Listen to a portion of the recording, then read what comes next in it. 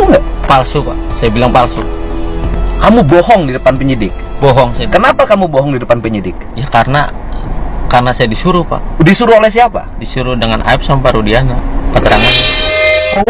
Aib dan Rudiana Iya. mengasih tahu, mengarahkan kamu agar mengakui, melihat ada anak-anak yang lewat, Ada dilemparin batu, pakai bambu, dan itu diarahin oleh Aib dan Rudiana. Iya. Kamu bohong nggak sama saya? Enggak, Pak. 100% saya benar. Sebagian orang lebih percaya dengan narasi katanya daripada faktanya. Padahal Kang Deddy Mulyadi turun ke lapangan itu mencari bukti, mengumpulkan saksi-saksi agar yang ketujuh itu bisa bebas. Sementara yang keluar-keluar di TikTok itu cuman saya tahu. Hakim Eman aja dituduh saudara Ibtu Rudiana.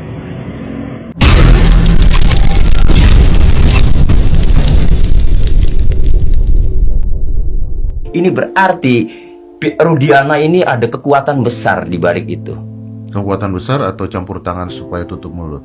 Oke, barusan kita mendengar pernyataan dari Pak Tony selaku kuasa hukum dari PS di podcast Om Deddy Corbuzier bahwa beliau percaya untuk kasus Vina Cirebon ini ditunggangi oleh kekuatan besar dan adanya turut campur tangan untuk menutup mulut Pak Rudiana. Di sini saya ada sudut pandang lain tentang pernyataan dari beliau tersebut, dan di sini saya akan mencoba mendeskripsikannya satu persatu, dan teman-teman juga bisa berdiskusi bersama saya di kolom komentar. Yang pertama, pada saat tahun 2020, Pak Jokowi pernah menolak pengajuan gerasi dari para terpidana. Itu satu. Yang kedua, seperti yang kita ketahui, Pak Ibtu Rudiana baru-baru ini diperiksa oleh Propam terkait dengan penyalahgunaan kewenangan atau pelanggaran kode etik yang beliau lakukan. Tetapi hasil dari pemeriksaan Propam kemarin pada saat Pak Ibtu Rudiana diperiksa menyatakan bahwa Pak Ibtu Rudiana tidak ditemukan kesalahan atau melakukan pelanggaran apapun. Dan yang menjadi pertanyaan besarnya sekarang, seandainya jika Pak Ibtu Rudiana dinyatakan bersalah, ditemukan adanya suatu kesalahan dan pelanggaran kode etik pada saat diperiksa oleh Propam kemarin, apa dampak yang akan terjadi kepada Pak Ibtu Rudiana itu sendiri? Lalu apakah hanya sampai di situ? Tentu saja tidak. Lantas bagaimana pertanggungjawaban para penyidik yang menangani perkara tersebut? Dan bagaimana pertanggungjawaban kejaksaan yang membawa perkara tersebut ke pengadilan? Serta bagaimana pertanggungjawaban hakim yang mengadili perkara tersebut? Tentu saja kepercayaan seluruh masyarakat Indonesia akan runtuh seketika kepada penegakan hukum yang ada di negeri kita. Dan juga tentunya akan ada dampak buruk bagi Pak Presiden Jokowi itu sendiri, karena beliau telah menolak gerasi dari para 8 terpidana yang bisa saja dianggap sebagai suatu keputusan yang salah karena telah menolak gerasi dari para terpidana. Kuasa hukum Peggy Setiawan, Tony RM belak-belakan soal kemungkinan Ibtu Rudiana menutupi kasus yang lebih besar di Vina Cirebon ini. Tony menaparkan kejanggalan-kejanggalan dalam penyelidikan kasus kematian Vina dan Eki Cirebon 2016 silam yang melibatkan Ibtu Rudiana, ayah almarhum Eki. Yang pertama, Ibtu Rudiana memunculkan 8 terpidana tanpa ada bukti saintifik. Ibtu Rudiana memunculkan nama-nama tersebut hanya dari pengakuan saksi Aeb, di mana Aeb mengaku melihat motor Eki dan Vina dikejar dan dilempari oleh segerombolan anak-anak geng motor. Kesaksian anak buah Ibtu Rudiana telah mengecek CCTV di lokasi kejadian, namun tidak dibuka di pengadilan, jelas Tony. Selain itu, ada 6 handphone yang disita penyidik, termasuk HP milik Vina, yang tidak dibuka secara langsung. Jadi, bagaimana pendapat kalian? Silahkan tulis komentarnya di bawah. Saya itu tergelitik ya, pada saat itu disuruh saksi Dede ini memberikan kesaksian di persidangan karena disuruh, diarahkan, disuruh oleh AF, pastinya diarahkan oleh Rudiana CS ya, untuk memberikan keterangan palsu, untuk memberikan kesaksian palsu. Dan pasti tidak mungkin dong ini Mas ini ya mau saja disuruh tanpa imbalan. Pada saat itu di tahun 2016 ya,